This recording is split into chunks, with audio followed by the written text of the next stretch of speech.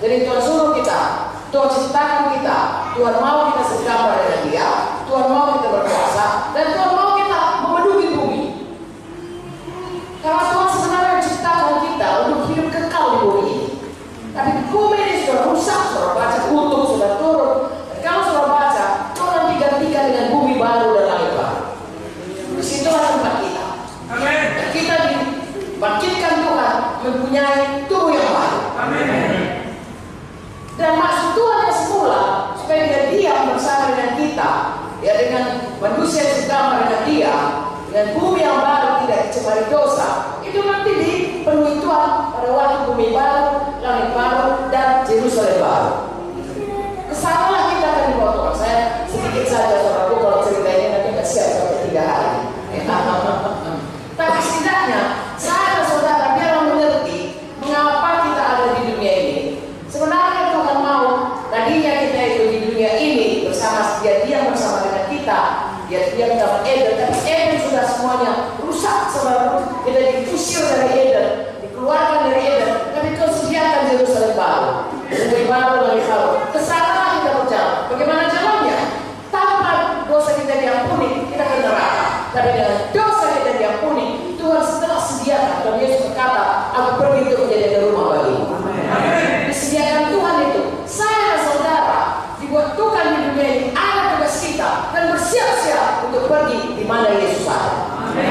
Jadi kita di bumi ini bukan hanya sekedar hidup di bumi ini, semua dari penyakit, baik dari berhasil di gereja kita, bagi yang hamba Tuhan, ya, bagi yang kerja supaya dia makannya tinggi. No, kalau hanya itu saja, 1 Korintus 15 ayat 19 berkata, kalau hanya untuk dunia ini saja kita mengikut Tuhan, kita orang paling malas.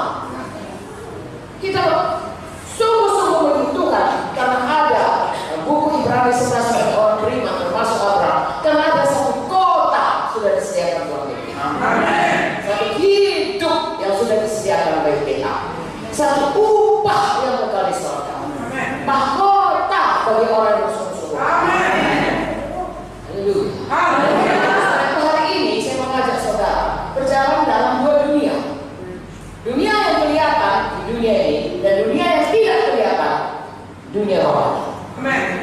Kalau kita berjalan dengan dunia ini saja, kita akan mencari apa yang nampak di dunia ini saja, saudaraku. Maka kita akan paling malam. Menurut saya bilang, firman Tuhan ini yang bilang, saudara apa seluruh kota di dunia ini, saudara nanti pulang ke surga, tapi nggak punya apapun upah yang kekal, harta yang kekal di surga.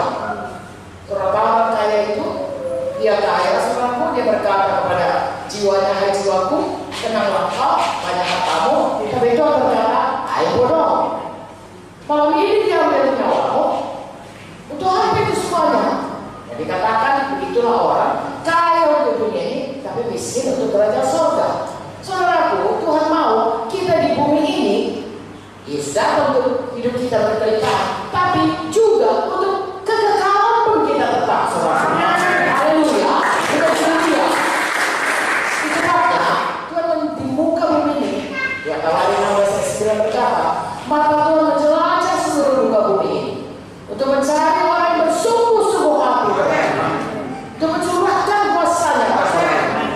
Biarlah Tuhan mendapati Tuhan antara kita semua di sini. Kita bersungguh-sungguh hati terhadap kita kenal, ya, untuk apa kita diciptakan, mengapa kita ada di dunia ini, dan kemana kita pergi sesudah kita meninggalkan dunia ini. Lalu kita bersungguh-sungguh hati. Bukan berarti saya dan saudara kemudian nggak peduli lagi dunia. Justru karena kita bersungguh-sungguh hati untuk hidup kekal, kita bersungguh-sungguh hati melayani di bumi. Karena kesungguhan hati kita di bumi ini telah akan membuahkan hasil kekekalan. Haleluya. Jadi saya ajak saudara, tentunya ini saudaraku memerlukan pelajaran seumur hidup. Ya, bukan hanya hari ini saja. Saya dan saudara, harus berubah kembali menjadi segambar seperti Yesus. Sayang, semua kita ini sudah ada dalam dosa. Manusia lama yang sudah turun-temurun dalam dosa. Ya, dari generasi kepada generasi adalah yang kutuk keturunan. Mari kita